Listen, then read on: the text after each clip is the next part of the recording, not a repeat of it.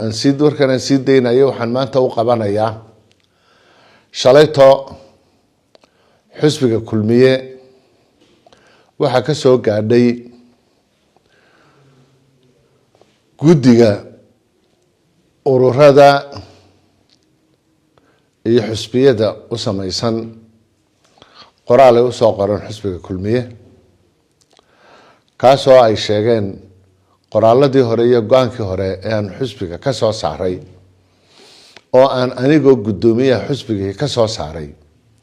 inay maxaan ku dhahday arrimo ka soo jeediyeen waxa isla maanta shir jaraa'id ka qabtay gudoomiyihii hore ee xusbiga madaxweynihii hore ee xusbigan kulmiye laga doortay madaxweyne Muuse Biix madaxweyne Muuse oo ku hambaliyay guddiga qaraarkaas ay guddigu soo saartay isla marhaantana guddiga ku taageeray in xisbiga kulmiye shuruucda ama xisbigu leeyahay ama kuwa guddigaasi xisaabta ay ku maamulaan in xisbiga kulmiye uu baalmarsan yahay marka ugu horeysa xisbiga kulmiye وحسبي ما أنت وجود داون أحزاب تقرنك وحسبي لا أوران كراي عندنا أنا تفيري كراينين إنه دتكي حلقي أنا أروحنا تشرين حسبيين تشرين إذا قولي دلك كشرت مركا أي حيد أوركي أسنم يدتكي حلكسك أخا محانكو ده هدايا waayeelka ahaa iyo waxgaradka ahaa iyo guurtiyadii iyo aqoonyahankii iyo culimadii dalka ay sukeenkiisa iyo dhidibada u soo asaasay in dadka maanta kulmiye ka tirsan iyo Allah raxmaantii geeriyootay ay dhidibada u soo saareen wax xusbi la hubo cid walibana ka marqaati firayso waa aragnimada siyaasiga ee uu leeyahay inaan xusbiyada kala lahayn وحسب اللحظة إنه محنكو ده هداية الديمقراطية دي يهرجلنت النظام كي الدولة نمو الشرعية دي قرنك وحلا يدا الله عن أوردر وهو كان سنتي سيوسجوا بديهني وحسب الله بش مدحوينا لقد دورتي وحسب أفريقيا 8 سنة دود سو هي 3 دلك أو حسب الحاكم سو أحمد أنت ما أنت شرطة حسبك كلمية أنا أقول ما أنت قدوميه ساعة أو ذلك أفر تيقف في وجوه الرئي هلقا كبلعبه كمدعة كان النولعة سومالي لان سبيه النماء عن حلبة هينين مددر كسو تشوغي انتي إمك حسبك كلمية وهيي أو قولا نحل هيي إنان أنيقا يددك حسبك هو يا أرقا اللوغا بقينين إنا يترشيرا هسا هاتي هذا الله ما أنت صباحي وحن نصيب درها جوان كمان أنت أي صوص صارتي شليت أي نوكنتي وبشو لحية لا بعتنهيد شن عشان أما وي كدوات كهر راديو يرى موسى أجيالا أيا شاقي إن لسوء علينا يو قرال كي حسبك كل مية ما أنتنا قدوميه هري حسبك أيا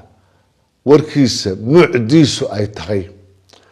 إن حسبك قاانك يقونا وبال مرسية هاي حيرك قدي دونا أي تغي شرعي وضد الشرعي قاعد نقصو علينيسو ورتا قدي دو حنقوم هاد نقيا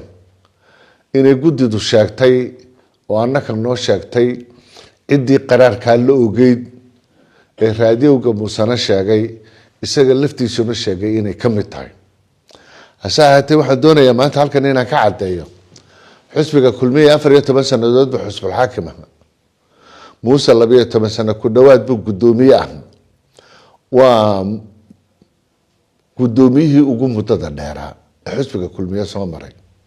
xilligii lagu wareejiyay xilligii ahaydna isna wuu garanaya anna waan garanaya dadka xisbiga joogaana wuu wada garanaya khilaafkii keenay iyo wixii keenayna isna wuu garanaya anna waan garanaya waqtigeedan anna ka hadlaya iyo dad badan oo xisbigii hase ahaatee muddada imika sanadka ah bishala ee kulmiyey xilkii wareejiyey ee madaxweynuhu xilkii uu markaa xisbiga kulmiye doorashadii laga helay uu ku wareejiyey madaxweynaha maanta xilka haya xisbiga kulmiye xilka uu hayay wadatashiga uu caanka ku yahay gudiyadiisa fulinta ee uu maxaanku dhahdaayay uu leeyahay hoggaanka xisbiga isaga oo muuse uu yahay guddoomiyihii xilka wareejiyey madaxweynihii xisbiga laga doortay aynaanu maalin qudh ah saacad qudh ah daqiiqad qudh ah golayaasha sharci ee dalka uu leeyahay maalin aanu fadhiisan maalin aanu taladiisa ka dhiibanin bilcagase ay mar walba ku jirtay shirar aanu isagu xaq u lahayn oo liiskooda iyo tiradooda la hayo inuu maxaanku dhahdaayay gurigiisa isagu ku shirayay gurigiisuna maaha meesha xisbiga laga maamulo guriga meesha laga maamulo waa xarunta xisbiga waxaa caddaana inuu isagu hayay oo soo bandhigayay ciduu doonayay inay xisbiga kulmiye guddoomiye ka noqoto sharciga uu u leeyahay iyo meesha uu marinayo isagaa yaqaana arrintaasi waxa ay ku eg tahay maanta shirarka xisbiga hadday ururku ka hadlayo iyo haddii uu isagu ka hadlayo oo intii aanu arrimahan wadnay dareemo fara badan iyo diidmo fara badan isagu uu ka waday ayaa waxa maxaanku dhahdaayay ay arrintu ku soo baxaysaa inuu maanta isaga laftiisa uu ka hadlayo muddaynta shirkii xisbiga kulmiye ee shirweynihii xisbiga ee muddayntiisa aanu samaynay ee guddi fulin ay soo martay ee anigu aan guddoomiyey cidda maanta wax laga weydiinayaa muuse biixi maaha cidda wax laga weydiinayaa waa aniga cidda go-aanka lehina waa aniga sidaana waxaa odhanaya xeerka xisbiga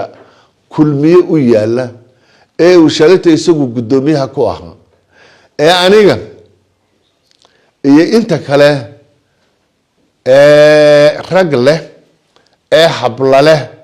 ee ilaa aasaaskii kulmiye mujaahidkii mudanihii madaxweynihii halgamaagii weynaaye axmed silaaye ee xisbigan aasaasay ay kula soo shaqaynayeen ayuu maantana xisbiga kulmiye ku shaqaynaya nasiib daro raggaas maanta hoggaanka ku jira ee guddiga fulinta ku jira hablaha ku jira ee dhammaan gobolada dalka wada jooga waa intii kulmiye ee laga bilaabo anigu aan sidii kula soo shaqaynaynay haddaanu isagu maanta aniga iyo xisbiga kale midna kula soo shaqaynaynin xeerar buu xisbigu leeyahay arrintaa maxaanku dhahdaa ayay dabar u noqon karta anigana ay noqon kartaa isagana u noqon karta arrintu marka ay sidaa tahay xisbigan laba meelood loogama taliyo xisbigan laba qof uma kala taliyaan xisbigani wuxuu leeyahay guddoomiye keliya guddoomiyuhuna waa aniga xisbigu wuxuu leeyahay hoggaan keliya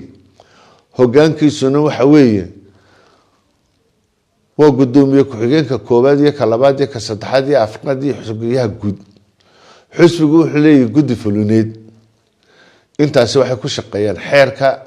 iyo sharciga shalaytana muuse uu ku maamulayay maantana anigu aan ku maamulayo haddii isagu maanta aanu ahayn anigana igulama maamulayo inta kalena kulama maamulayo aniga iyo ragga kale iyo hablaha kale xisbiga jooga waxaanu haynaa waxa weeye waa ixtiraam iyo xeerka xisbiga inuu siinayo inuu guddiga golaha dhexena ka mid yahay guddiga fulintana ka mid yahay haddii intaa laysla dhaafo waxa ay noqonaysaa xeerka xisbiga waxa uu qorayo cidda maamulaysa ayaa maamulaysa ciddaasana go'aamo ka gaaraysa arrinta guddiga saddexda xusbiba qoraal bay u soo qoreen marka ugu horeysa qaranka Somaliland waxa ugub ku ah siyaasadda adduunkana waxa ugub ku ah xeerarka adduunyada lagu maamulana waxa ugub ku ah guddi teena oo kala ah oo marka warqad qoraysa warqad u wada qortaan gudoomiyaha xisbiga hoggaanka xisbiga golaha dhexe xisbiga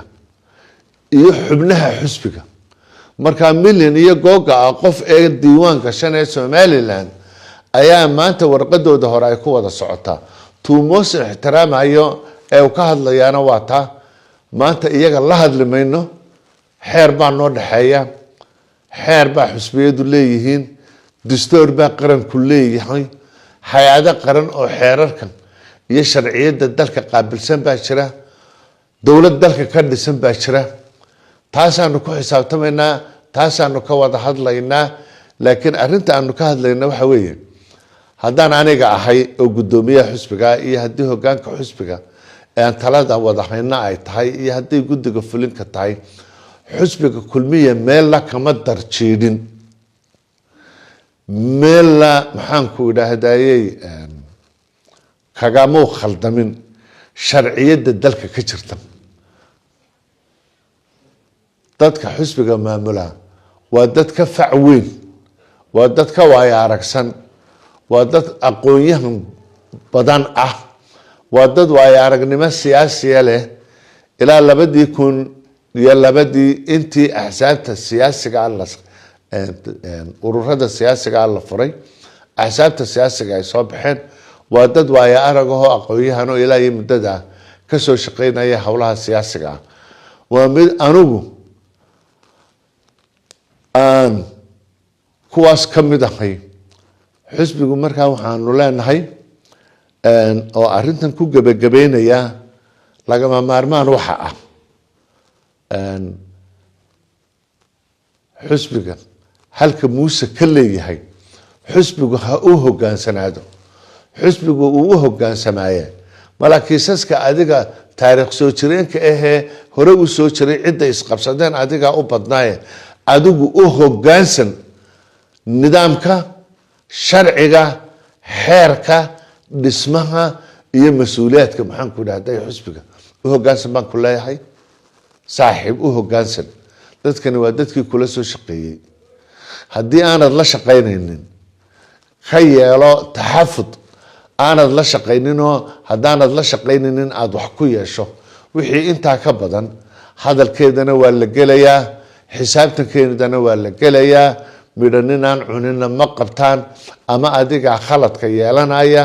ama annaka khaladka yeelanayna waxaan aad iyo aad ugu faraxsanahay iyadoo intii la soo joogayba arrintani ay socotay iyadoo xisbiga kala furkiisa cidda ugu badan ee lahayd ay adiga tahay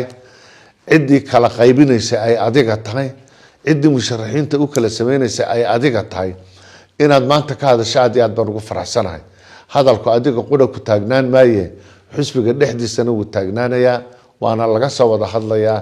arrintanina xisbiga dhexdiisay gelaysaa dadka kulmiye waxaan ugu baaqayaa xisbiga kulmiye in midnimadiisa aynu ilaalino xisbiga kulmiye hadallada la doonayo in lagu kala qaybiyo inaan dhigna loo taagin xisbiga kulmiye inaynu ilaalino xisbinimadiisa iyo jiritaankiisa guddidana waxba ha ku dheg taagina inta imika maanta ka socotee mas'uuliyadda waxaa qaadanaya la xisaabtankooda guddiga fulinta ee xisbiga iyo hoggaanka xisbiga waxaan aad iyo aad uga xumahay saaxiibkay muuse in hadalkiisa maanta ku jirto dhalinyaro xisbiga kulmiye ah ayaa gudoomiyaha iyo xilka xisbiga maanta ayaa waalaya waa marka ugu horeysa horta xisbiga kulmiye asal ahaantiisa taariikhda dadweynuhuna way la qari doonaan laguma hayo dhalinyaro hablo iyo inama ah oo asluubaadkooda iyo akhlaaqiyadkoodu ay lagu sifayn karo dadka waala dadka uu muuse u jeedaa maxubnaha xisbiga milgaha leh maamuuska leh baarlamaanka ku jiraba